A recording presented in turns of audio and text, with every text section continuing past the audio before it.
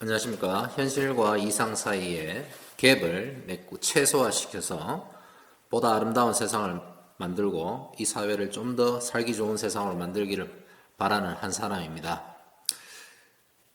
지난번 강의와 마찬가지로 의식적인 선택을 위해서 일상생활을 관찰하면서 실질적으로 우리 많은 사람들이 하는 생존 본능에 따른 무의식적인 반응과 대안적으로 우리가 어떤 의식적인 선택을 할 수 있는지 생각해 볼 수 있는 시간을 가져보겠습니다.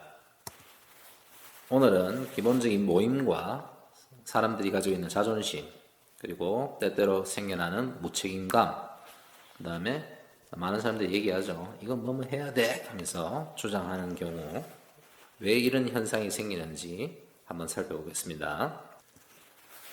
먼저 모임에 대해서 한번 얘기해 볼까요? 모임.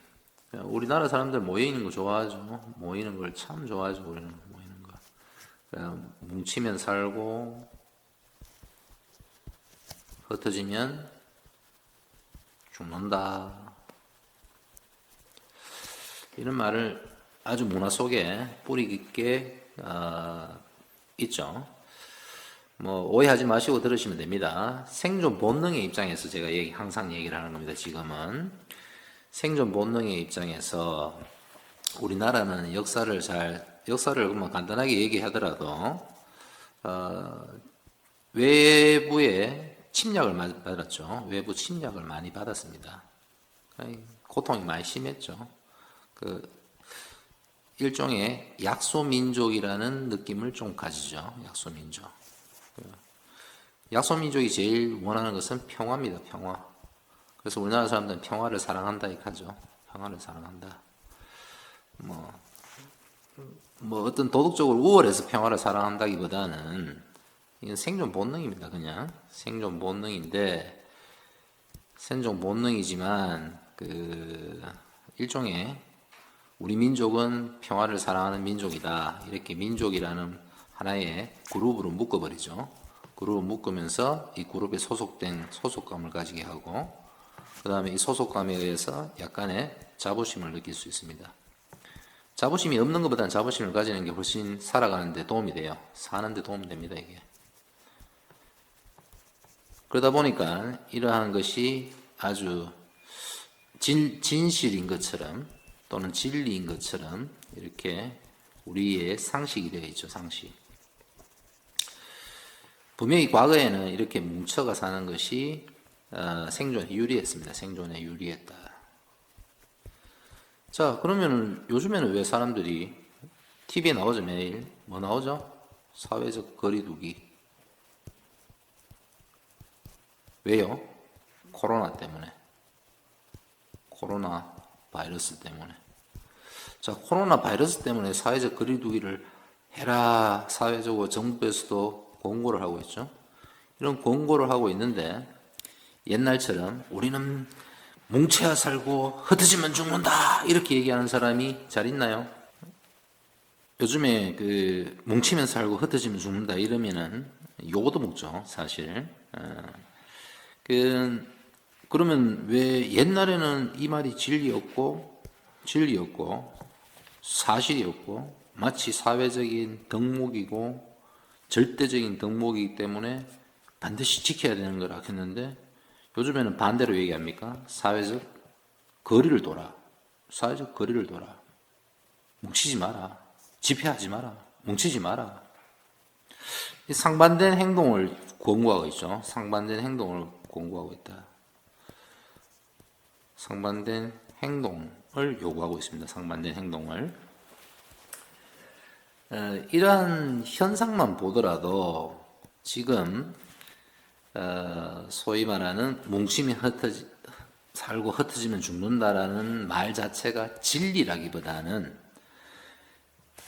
생존 본능에 따른 것이 지금 진리로 인식이 되는 거죠. 생존 본능에 따른 것. 생존에 유리한 겁니다. 생존에 유리한 선택을 하는 겁니다. 생존에 유리한 선택. 생존에 유리한 선택을 한다. 이게 바로 생존 본능에 따른 하나의 행동이지 이게 덕목이 될 수 없는 이유입니다. 절대 덕목이 될 수가 없어요. 세상에 덕목이라 하는 것은 현재 사회에 나왔는 것들 중에 덕목이라 하는 것은 100% 또 누가 또 반론하려 100% 생존 본능입니다.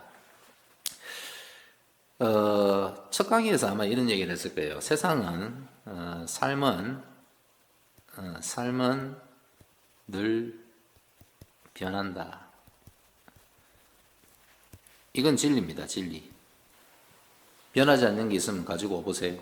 진리라는 것을 알 수가 있죠. 이건 변하지 않는 사실입니다. 아이러니하게도 변하지 않는 사실은 삶이 늘 변한다는 것입니다. 이게 바로 진리죠. 그리고 생존은 환경에서 벗어날 수가 없습니다. 이거는 주어진 거니까 환경에 따라서 생존 방식이 변화합니다. 생존 방식이 변화한다. 자, 환경에 따라 생존 방식이 변함에도 불구하고 무의식적으로 행동할 때는 무의식적일 때는 한번 사람에게는 안정 욕구가 있다 그랬죠. 한번 정해진 규칙, 어떤 규칙성을 버리기를 상당히 싫어합니다. 규칙성을 버리기 싫어합니다. 우리 그 대표적인 게 뭐 수능 날짜 바꾼다거나 수능 패턴을 바꾼다거나 입시제도 바꾸면 전 국민 난리 나죠. 전 국민 난리 나는 이유는 간단해요. 이미 익숙한 규칙에서 바꿔야 되니까 바꾸는 거 정말 귀찮아합니다. 무의식적 반응으로는 규칙 하나 바꾸려고 그러면은 난리가 나게 돼 있어요, 원래. 그렇지만 이게 이제 너무 오래 지속되면 고착된다 그러죠. 고착되게 되면은 이게 잘못하면 집착이 되기도 하죠. 집착. 사람 성격을 생각하면 고집이 되기도 합니다. 고집. 이게 전부 다 이제 움직이지 않고 변하지 않는 것들이죠. 생존 본능의 입장에서 움직이지 않고 변하지 않는 것은 생존 가능성을 떨어뜨립니다. 그래서 살아가는데 도움이 안 돼요, 사실은. 시대가 예전에는 아주 천천히 움직일 때는 내가 한번 태어나서 뭐 예를 들어서 한 500년에서 서기 500년에서 1000년 사이라 생각해 봅시다. 이때는 웬만하면 태어나서 내 죽을 때까지 그 사회 문화가 크게 안 바뀌어도 큰 문제가 없어요. 왜냐하면은 뭐 농사 짓고 사는 거 그냥 똑같이 살면 되고, 그 농사 언제쯤에 씨 뿌리고 언제쯤 그 거름 주고 언제쯤 또 이제 수확하고 그 다음에 또 언제쯤 다시 준비하고 이런 주기가 아주 그 일정한 패턴을 계속 가지고 있죠. 단순한 사회죠. 이럴 때는 하나의 문화적 관습이 단순하게 하나의 진리처럼 받아들여집니다. 그러면은 이게 생존에 유리해요. 생존에. 현대사회는 어떠냐? 현대사회는 이렇지 않죠. 아주 급격하게 변하죠. 급격하게 변하는 사회에서 환경이 고정됐다고 생각하고 하나의 규칙에 매여 있으면은 현대사회에서는 그 생존 자체가 아주 어려운 상태입니다. 그렇다고 해서 늘 변하려고 그러니까 피곤하단 말이죠. 피곤하다. 이 피곤하다는 생각은 어디서 나오냐? 피곤하다. 막상 해보지도 않고 피곤하다 그래요. 사실은 변화라는 것이 아주 급변한다고 뉴스에서 말하지만 이 변화는 항상 안정적으로 변합니다. 안정적으로 천천히 변하게 돼 있어요. 급변 안 됩니다. 천천히 변하게 돼 있습니다. 예를 들어가 뭐 AI가 와가지고 갑자기 어느 날 갑자기 모든 사람들은 막 직장을 잃어버리고 뭐 다 죽을 것처럼 생각하지만 생각해봐요. 모든 사람이 직장을 잃었다. 그러면 다 굶어 죽을까요? 안 그렇습니다. 직장을 다 잃은 사람들이 몇 명만 뭐 모든 재산을 가지고 있고, 다, 예를 들어 전 세계에서 뭐 지금 한 70억 정도 되는데, 한 1억 명만 재산이 있고, 한 60억이 아무것도 없다. 그 다음에 뭐 취업도 없다. 취업도 안 된다. 어떻게 될 것 같아요? 그 1억 애들이 들고 있는 거 다 뺏어봅니다. 그냥 생존 본능이 가만히 있지를 않아요. 뺏어가 그냥 무부 차보죠. 그리고는 뭐 같이 죽자 하든지 아니면 거의 반 원시 비슷하게 그냥 살든지 어쨌든 살려고 노력하기 때문에 그걸 가진 자들이 그걸 모를 수가 없어요. 가진 자들이. 그래서 가진 자들은 지가 살기 위해서라도 적게 가진 사람에 대해서 자기가 뭔가를 해야 돼요. 그걸 우리는 사회적 책무라고 보통 얘기하는데, 사회적 책무라고 하는 것은 딴 거 없습니다. 이 동물적 습성이나 생존 본능을 생각했을 때 사회적 책무는 딱 자기가 가진 만큼입니다. 가진 만큼 책임이 있어요. 그 책임 안 하면은 사람들은 옆에서 주변에서 분명히 시기나 하거나 질투를 하거나 또는 동물적 습성이 발달되어 빼앗으려고 분명히 노력하게 돼 있어요. 빼앗으려 한다. 그러면은 내 혼자 가지고 있고 딴 사람 다 없다. 이 혼자 가진 사람 다 뺏깁니다. 현명하면 족보고 차보는 게 더 나아요. 그러면 적어도 죽지는 않죠. 자, 어쨌든 이 모임 문화에 대해서 지금 얘기를 하려 보다 보니까 서론이 길어버리는데, 모임 문화는 어디에서 나왔는가? 옛날에 이제 삶의 패턴이라는 얘기죠. 삶의 패턴. 이게 진리는 아닙니다. 모이는 게 좋다. 무조건 같이 잘 지내는 게 좋다. 그 옆에 그렇게 좋으면은 코로나 바이러스 전염된 사람 옆에 가 같이 살아보면 알겠죠. 때에 따라서는 모이는 게 좋을 때도 있고, 때에 따라서는 또 환경에 따라서는 서로 거리를 두고 지내는 게 더 나을 때가 있습니다. 여러분들이 생각하는 것보다 많은 부분들이 우리 사회 속에 있는 많은 문화나 관습들은 생존에 유리한 방식인데, 문제는 그게 이제 변화가 느린 과거의 방식이라는 거죠. 과거의 방식. 그 방식이 옛 문화가 좋다고 해가지고 거의 옛날이 좋았는데, 그때가 참 좋았는데, 이 말은 그때가 편안했다는 얘기죠. 변화에 대한 노력을 많이 하지 않아도 되는 시기. 그렇지만 현대사회에서는 어쨌든 하루에 조금이라도 약간의 노력은 분명히 해야 됩니다. 약간의 노력. 큰 노력 아닙니다. 분명히 큰 노력이 아니고 약간의 노력을 하지 않으면, 이 약간의 노력이 누적되면은 어느 날 갑자기 하려고 그러면은 피곤해지는 겁니다. 예를 들어 자연도 마찬가지죠. 자연도 날씨가 온도가 이상하게 조금씩 많이 오르고 또는 오염이 조금 많이 되고 나면은 반드시 뭐가 오느냐 하면은 태풍이 옵니다. 태풍이 확 휘저어봅니다. 그냥 이 지구도 생명체처럼 작동을 하기 때문에 자연도 항상 살기 위해서 움직여요. 자연도. 그러다 보면 오염이 많이 되고 하면은 이 오염 물질을 한번 쳐내려고 그러면은 자연스럽게 잘 안 될 것 같으면은 크게 급변을 한번 일으키죠. 그렇지만 기본적으로 사람의 사고방식이나 생활 패턴은 약간의 노력만 하면은 적응하기가 쉽습니다. 생각보다 어렵지 않아요. 한번 해보시면 압니다. 한번 해보시면은. 근데 이제 한 번도 이제 내가 변화에 대한 삶의 원리가 변화라는 사실을 생각하지 않고 또는 의식하지 않고 내 편한 대로 그냥 안정적인 것. 안정은 노력이 필요 없죠. 가만히 있으면 안정되는 겁니다. 안정적인 것에 너무 습관이 들어버리면은 이 노력하는 게 너무 피곤해져요. 예를 들어서 학교에 다니는 애들도 이래 살펴보면은 아침에 방학 때 돼가지고 아침에 10시에서 12시 사이에 일어나는 애들, 이런 애들은 개학하면은 적어도 한 일주일은 헤매죠. 일주일은. 적어도 일주일은 아침에 갑자기 7시 일나가 학교 8시까지 올라가 그러면은 엄청 피곤합니다, 이게. 사람 몸이라는 것이 몸과 마음도 마찬가지지만 기본적으로 안정을 추구하는 경향이 있어요. 안정을 추구하는 경향. 그래서 이걸 조금 의식적으로 자기가 안정적인 변화를 추구하지 않으면은 이게 쌓이면은 반드시 주기적으로 힘든 시기가 오게 돼 있어요. 나는 인생이 너무 힘들다. 때 되면 막 힘든 일이 생기더라. 자기가 주기적으로 변화하지 않았다는 증거입니다, 그게. 주기적으로 변화하지 않고 하나의 패턴에, 예를 들어 내가 이 전문직이니까 어떤 직업을 딱 가지고 있으나 이걸 가지고 내가 평생 먹고 살겠다. 그 생각하는 순간부터 한 5년, 10년 지나면은 힘든 시기가 오죠. 요즘에는 1년 만에 한 번씩 팍팍 바뀌니까 늘 조금씩 자기 자신을 이 현대 사회의 환경을 보면서 조금씩 변하는 노력을 한다면은 생존에는 아무 문제가 없게 되죠. 자, 그래서 이 모임을 가지는 문화 속에 있는데, 이 모임이 가게 되면 사람이 여러 명이 있죠. 여러 명이 있는데, 이 각자에게는 다들 자존심이 있습니다. 자존심을 쉽게 얘기하면 동물적인 생존 본능에 따르는 자존심은 그냥 잘나고 싶은 마음이나 잘나고 싶은 마음.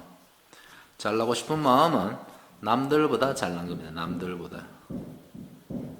자체적으로, 절대적으로 잘난 게 아니라 남들보다 잘나야지 생존을 할 수 있기 때문에 남들보다 잘나고 싶은 마음이 본능에 그대로 숨어져 있죠. 그럼 이런 사람들이 모였을 때, 이 모임은 어떠한 형태를 띠는가? 이 모두의 감정을 만족시킬 수 있는가? 참 어렵죠. 그래서 이제 보통 어떤 동아리를 하든 뭘 하든 뭐 보면은 뭐가 있습니까? 회칙이 있죠, 회칙. 이 회칙이라는 것은 다른 말로 하면 공동의 목표입니다. 공동의 목표. 공동의 목표가 없는 집단은 금방 흩어지죠. 그런 경우 많이 했을 겁니다. 요즘에 뭐 사람 사귀기 힘드니까 어디 뭐 사회적인 동아리, 배드민턴 동아리, 무슨 동아리 이래 참여해가 클럽에 참여해서 사람들도 좀 어울려 볼까 싶어 갔는데 그게 회칙 보면 뭐 배드민턴 클럽이라고 해서 배드민턴만 친다고 해서 그 동아리가 유지되는 건 아니죠. 사람들은 겉으로는 놀러 가고 배드민턴 치러 가지만 속으로는 사람 만나러 가는 겁니다. 사람 만나러 가는 이유 중에 하나가 안정을 느끼기도 하지만 사람이 있어야 자기 또 잘난 척도 할 수 있죠. 그 두 가지 목적을 동시에 이루는 겁니다. 동시에. 그럼 이 회를 잘 끌고 가기 위해서는 어떻게 해야 되느냐 하면은 사람들한테 이 공동의 목표를 잘 심어줘가지고 잘난 척 할 수 있는 기회를 줘야 돼요. 잘난 척 할 수 있는 기회. 뭔가 내가 했다 하는 기회를 줘야 됩니다. 그러다 보니까 이제 모임이 지속될 수 있는 경우는 공동의 목표 속에 회칙에 어떤 사회적 명분을 갖다 대는 집단이 좀 오래 가죠. 물론 그 본 마음하고는 상관이 없습니다. 본 마음하고는 전혀 상관없이 사회적 명분이 있으면 사회적으로 내가 어떤 활동을 한다는 느낌을 주기 때문에 그 조직이 상당히 오래 갈 수 있습니다. 그런데 또 거기 가보면은 또 서로 대표하려고 하는 사람 좀 있어요. 서로 대표하려고 하는 사람, 대표도 꼭 잘나고 싶은 사람이죠. 그럼 시켜주면 돼요. 돈도 좀 있고, 그 다음에 명예욕도 좀 있고, 이런 사람들 시켜주면 됩니다. 뭐 학급의 반장이라고 생각하면 돼요. 학급 반장. 옛날에 학급 반장도 어떤 사람 시키느냐 하면은 정말 똑똑한 애들 시킨다기보다는 자세히 보면은 애들이 뽑아주는 사람 누굴 뽑아주냐 하면은 자기가 시켜먹기에 좀 편한 사람, 자기가 뭐 일 시켜먹기에 편한 사람을 반장으로 뽑으려 하죠. 부담스러우면 안 뽑으려 그럽니다. 즉 자기보다 좀 지적으로나 또는 뭐 육체적으로나 어떤 식으로 좀 힘이 세 보인다 그러면은 대표로 잘 안 뽑으려 그래요. 마찬가지로 우리나라 뭐 당을 뽑는 것도 마찬가지죠. 우리나라 어디 가서 뭐 누구 당을 뽑느냐면 내가 내 이익을 대변하는 당을 뽑죠. 내가 가서 좀 땡깡을 부리든지 뭘 하든지 간에 내 말 좀 잘 들어주는 사람을 뽑는 경향이 있습니다. 생존 본능적으로. 그리고 무의식적으로 반응을 했을 경우에 의식적인 경우에는 좀 달라지겠죠. 그래서 뭐 우리나라의 모임도 마찬가지고 당도 마찬가지고 이게 좀 더 합리적인 사회가 되기 위해서는 그 구성원들이 사실은 조금 의식이 무의식적인 상태에서 의식적인 선택을 할 수 있는 정도로 그렇게 조금 성장, 발전, 뭐 그렇게 조금 변화가 있어야 될 겁니다. 그랬을 때 사회가 훨씬 더 우리가 살아남기에, 우리가 살기에 조금 더 나은 사회가 될 것이라고 그렇게 생각합니다.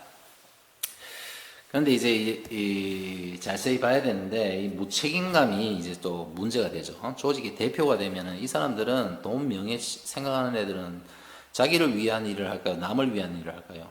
그렇죠. 자기를 위한 겁니다. 자기를 위한 거기 때문에 다른 사람에 대해서 책임을 질까요? 안 질까요? 안 집니다.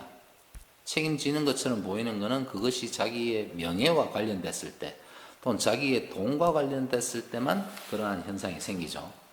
그렇지 않다면은 책임지지를 않습니다. 그렇다고 그게 나쁜 놈이냐? 그렇지도 않아요. 뭐 책임감은 어디서 나오느냐? 핵심 원인은 이 사람이 책임질 능력이 없어요.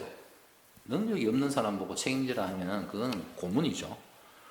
누가 잘못했어요? 능력 없는 사람한테 책임지라. 책임 못 지는 사람한테 책임지라고 한다고 해서 그 책임이 지집니까? 그냥 배째라 하죠, 당연히. 이 불가능한 겁니다. 그럼 처음부터 대표를 뽑을 때 어떤 사람을 뽑느냐를 잘 중요시 여겨야 되는데, 책임을 느낄 정도 되려고 하면 자기가 그 회를 끌고 갈 수 있는 능력이 있었는데, 이 능력이 도대체 어떤 능력이냐? 어떤 능력이냐? 한번 생각해 봅시다. 민주주의 사회에서 대표의 능력은 가장 중요한 게 뭘까요? 경청이죠, 경청. 귀를 열어서 여러 사람의 의견을 들어줄 수 있는 사람. 그런 사람들이 정보 수집이 가능해요. 정보 수집. 정보를 많이 수집할 수 있어요. 정보가 많이 쌓이면은 판단력이 좋아지죠. 판단력이 좋아집니다. 뭐 개인의 판단이 아니고 또 경청을 하게 되면 사람은 이 말한 사람의 이야기를 분명히 경청한 만큼 반영을 해줄 가능성이 높아지고 이 말한 사람은 이 사람이 추진하는 계획에 자기가 참여했기 때문에 마찬가지로 적극적으로 도와줄 가능성이 높아요. 그래서 어떤 일을 추진할 때 경청하는 사람이 대표로 있으면은 그 일을 추진하는 과정에서 생기는 모든 문제는 밑에 구성원들이 떠받침을 잘 해줍니다. 그래서 좀 부족한 게 있더라도 메꿔 나가기 시작하죠. 사람이 많으니까. 이때 우리가 뭉치면 살고 흩어지면 죽는다라고 얘기하면은 이건 말이 되는 소리죠. 자, 그러면 우리가 어떤 사람을 뽑느냐 잘 생각해 볼 필요가 있죠. 대표 뽑을 때 항상 중요합니다. 당이든 학교의 반장 선거든 또는 뭐 어디 그 동호회의 대표든 간에 상관이 없어요. 경청하는 사람, 남의 의견을 존중하고 들어줄 수 있는 사람. 그러면서 동시에 이 사람의 선택권을 반드시 존중해야 돼요. 존중하지 않으면 이 사람은 강요를 느끼죠. 강요를 느끼면 한두 번은 힘에 의해서 끌려가지만 시간 지나면 도망갑니다. 도망가거나 아부를 열심히 하면서 평생을 한 몇십 년을 따라다닙니다. 그러다 어느 날 갑자기 뒤통수 치고 사라집니다. 지금 감옥에 가 계시는 전 대통령이신 박근혜 대통령 같은 경우에 뒤통수를 때렸다. 배신감. 이 사람의 핵심 과제가 배신감이죠. 배신감. 좀 미안한 말이지만 배신감은 배신한 사람이 의리가 없다라고만 말할 게 아닙니다. 사람들은 생존 본능에 따른다 했습니다. 그럼 배신감은 어디서 나오느냐? 상대방이 생존 본능에 따라서 무의식적으로 행동하고 자기 살기 위해서 행동하는데 나는 그 사람을 바라볼 때 나를 위해서 행동한다고 기대했기 때문에 일어나는 현상이죠. 무슨 말씀인지 이해되시죠? 다시 한번 설명해 볼게요. 배신감이라는 것은 상대방은 지금 생존 본능에 따라서 자기가 살기 위해서 행동을 하고 있습니다. 근데 나는 나를 위해서 뭔가를 노력하는 사람으로 잘못 생각하고 있어요. 라고 그 기대를 하고 있어요. 그러다가 그게 기대가 깨져버렸어요. 그럼 누가 누구를 배신한 거죠? 여기서 문제점이 뭘까요? 맞습니다. 사람에 대한 이해력이 조금 떨어지는 거죠. 그냥 속았다. 이 말은 내가 좀 이해력이 부족했는 거예요, 사실은. 그래서 무의식적으로 나도 어떤 사람이 나한테 친절하게, 사기꾼 얘기 지난번에 한번 했었죠. 나한테 친절하고 웃으면서 얘기하는 사람을 홀라당 믿다가는 쏙 다 뺏겨버리죠. 그래 놓고 나중에 내가 저 사람이 배신했다 또는 무책임하다 이렇게 얘기하기도 합니다. 같은 말입니다. 자, 무책임감, 다른 사람이 무책임하다라기보다는 내가 사람을 잘못 받는 것 가깝다고 봐야 됩니다. 그래야 이 변화가 빨리 일어나요. 물론 무책임한 사람이 있어요. 무책임한 사람이라는 것은 다른 사람 전혀 고려하지 않고 지밖에 모르는 경우가 있어요. 근데 그걸 내가 빨리 봤을 때, 빨리 보고 알아봤을 때 그런 사람이 사회적으로 어떤 힘을 가지지는 못하게 할 수는 있겠죠. 힘을 실어주진 않을 수 있잖아요. 적어도. 그러면은 보다 조금 더 의식적이고 전체를 바라보는 시각이 있고 그런 능력 경청할 줄 알고 상대방의 삶을 존중할 줄 아는 그런 사람이 지도자로서 올라갈 수가 있겠죠. 그럴 때 사회 변화를 일으키는 데 있어서는 훨씬 더 힘이 될 수 있다. 이런 것들은 한번 생각해 볼 문제죠. 그리고 마찬가지 여러분들이 한 번 더 생각해 보시면은 조금 달라지실 수 있지 않겠나 이런 생각해 봅니다. 좀 조심해야 될 사람들이 있어요. 집단에 가보면 이 해야만 한다고 주장하는 사람, 뭐든지 해야만 한다, 이건 해야만 한다, 해야만 한다. 그건 지 생각이죠. 이건 기본적으로 마음속에 강요를 그냥 당연시 여기고 있는 사람이에요. 의식이 없어요. 그냥 의식하지 않고 그냥 우리가 이래 하니까 니도 이래 해, 내가 이래 하니까 니도 이래 해, 이거 당연히 이래 해야지, 이게 사람 돕는 거지 하고 강하게 상대방 의사와 상관없이 강요하는 거, 그 말이 아무리 사회적으로 덕목인 것처럼 보이더라도 강요하는 사람은 본인의 행동이 무의식적인지 의식적인지 전혀 의식이 없어요. 그래서 이런 사람은 힘이 주어지면은 그냥 독재자가 되기 딱 좋습니다. 그래서 그런 사람하고는 관계를 할 때 조심해야 돼요. 어떻게 해야 되느냐? 시간이 좀 오래됐으니까 간단하게 설명하면은 강요하는 사람은 속이 비었어요. 속에 실속이 없단 말입니다. 실속이 힘이 없어요. 사실은 힘이 없기 때문에 강요를 하죠. 힘이 있으면은 강요할 필요가 없어요. 그냥 탁 하면 자연스럽게 되죠. 힘이 없다는 얘기입니다. 힘이 없다는 얘기는 이쪽에서 무반응으로 나타나면은 반응하지 않으면은 이 힘은 쓸 수가 없어요. 간단합니다. 요즘 사회에서는 더 쉽죠. 민주주의 사회에서 힘으로 막 하려고 하면 반응을 안 하는 것이 가장 간단합니다. 그러면은 그 사람한테도 도움이 돼요. 아, 내가 이래 무식하게 해가지고는 될 일이 아니구나 하는 것을 인식하기 시작하죠. 그러면 행동 패턴도 조금씩 바뀔 것입니다. 자, 오늘 여기까지만 하겠습니다.